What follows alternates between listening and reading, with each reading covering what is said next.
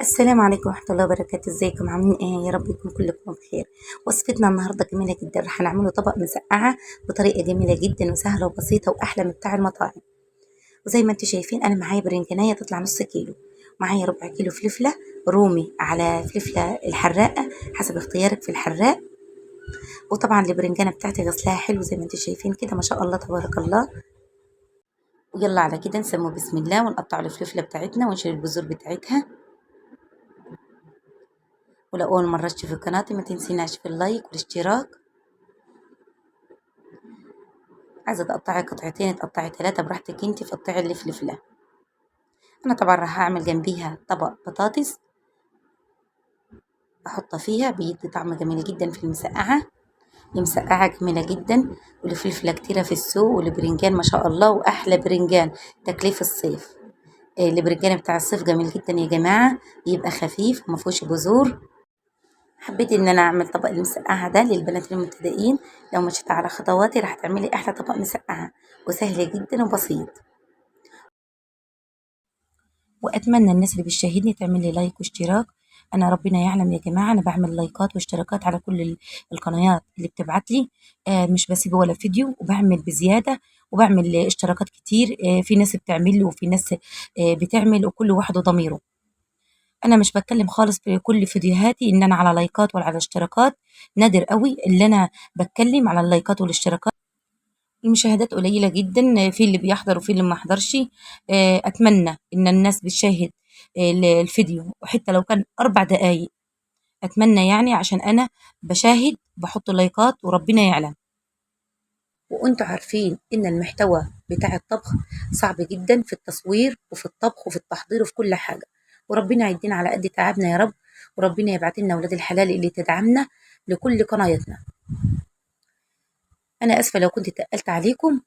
ويلا بينا على كده انا اقول لكم على البرنجان بتاعنا.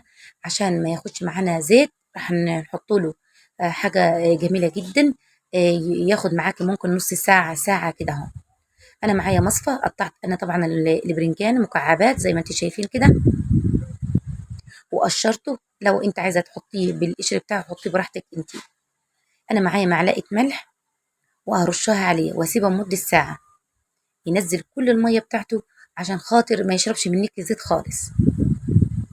اقلبه كده عشان كل حاجه تختلط مع بعضها زي ما انتم شايفين. الطريقه سهله خالص، وحبيت ان انا اعمل لكم المسقعه للبنات المبتدئين. يا رب تعجبكم وتعجبكم الطريقه. اسيب لي البرنجان بتاعي مده ساعه او نص ساعه حسب يعني الوقت اللي معاكي. يكون انا رحت قطعت البطاطس نفس القطع الجميل ده مكعبات، وحضرت المكونات بتاعت المسقعه. وربنا يعيننا يا رب ووفقنا كلنا. وخليت لي برنجان لمده ساعه يا جماعه، اقل من ساعه بحاجه بسيطه يعني عشان الوقت. شفت ازاي الميه اللي نزلها على معلقه الملح اللي حطيتيها، نزل الميه دي كلها لبرنجان. كل ما انت تعملي البرنجان بتاعك تطوليه وتخليه مده طويله مع الملح ويصفى تحت المصفى كده، راح يشربش منك زيت خالص باذن الله، عشان انتوا عارفين الزيت غالي. وحضرنا المكونات بتاعت المسقعة. أنا طبعا قطعت بطاطس مكعبات بتدي طعم جميل جدا، ومعنا الفلفل قطعناها سوا، والبرنجان الجميل قطعناه وصفناه بمعلقة ملح كده والصفى مدة ساعة. معنا توم معنا طماطم. البهارات الجميلة بإذن الله راح نحطوها واحنا بنعمله التسبيكة بتاعت المسقعة. طبعا أنا معايا كوباية زيت يا جماعة، وأقل من كوباية زيت والله. زي ما انتم شايفين كده زيت قليل جدا ما شاء الله. الزيت دي راح اقلي بيه كل حاجه باذن الله يا رب. يعني هقلي الفلفله والبرنجان والبطاطس وكل حاجه زي ما انتم شايفين ما شاء الله. تحمر معايا، بس تحاولي على قد ما تقدري تقلبيش فيها على طول عشان ما تتعجنش منك كده، عشان تطلع الوحده بوحدتها وتبقى جميله معاكي. وخلصنا قلي البرنجان ما شاء الله تبارك الله زي ما انتم شايفين. انا كنت البطاطس حطاها في ميه وملح عشان ما تحمرش معانا. اجيب البطاطس واحطها. طريقة جميلة جدا وسهلة في المسقعة. زي ما انتم شايفين حطينا البطاطس تتحمر معانا اطلعها على طول. نفس الطريقة الجميلة دي اجيب لي فلفلة واحطها، والفلفل حمر معانا زي ما انتم شايفين ما شاء الله. طبعا انا خلصت على كده قلي، راح اعمل الطشة بتاعت المسقعة. طبعا الزيت اللي فضل ده راح احمر بيه التومة بتاعت المسقعة. هعمل الطشة بتاعتها بنفس المقلاية كده، ونروح عاملة الطشة كده والتسبيكة فيها. وقلينا الحاجة وخلصناها، اجيب على كده معلقة توم واحطها، اخفف شوية بس من الزيت، نفس الطاسة ونفس الزيت، ونروح حاطة التومة واحمرها، خليها لونها صفرة كده، ومقطعة طماطمتين مكعبات واحطهم، وضربة يطلع مالي كوباية كده عصير طماطم، وبعد كده نروح حطها واسيبهم يتسبكوا سوا. تحفة بجد يا جماعة، الطريقة دي جميلة جدا. لازم تحطي لك طمطمة كده تقطعيها مكعبات وتحطيها في المسقعة، بتدي طعم جميل خالص.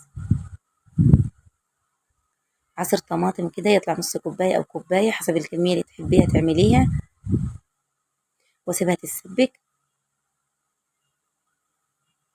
طبعا أنا راح أحط لها البهارات بتاعتها، كمون وكزبرة وفلفل، هم دول بهارات المسقعة اللي يديها طعم جميل جدا. معلقة صغيرة خالص من السكر عشان الحموضة بتاعت الطماطم، واحط لها زي نص معلقة من الملح.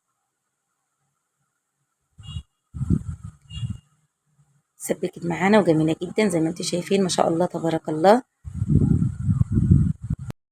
واجيب طبقنا الجميل ده واحطه في التسبيكة واقلبها مع بعضها عشان كل حاجة تختلط. طبعا انا طفيت على البوتاجاز على كده خلاص، واغرفها على طول للاكل. ما شاء الله عليها. طبعا اللي مسقعة ممكن تحطي جنبها طبق بيض، تحطي جنبها جرجير بالعيش البلدي بتاعنا ومخلل، والف هنا وشفا على اللي بياكل منيها. بجد طعمها جميل جدا. وقرن الفلفل اللي سايبينها حي ده جميل جدا. امشي على خطواتي وانت راح تعملي احلى مسقعة. طبق جميل ومضمون وعاملينه في بيتنا، وحاجة نظيفة وتحفة بجد يا جماعة. زي ما انت شايفين المسقعة معانا مسكرة وجميلة بالعيش البلدي، مفيش أحلى ولا أطعم من كده. يا رب يكون عجبكم الصنف بتاعنا وعجبتكم طريقة المسقعة، وأشوفكم في فيديو تاني بإذن الله.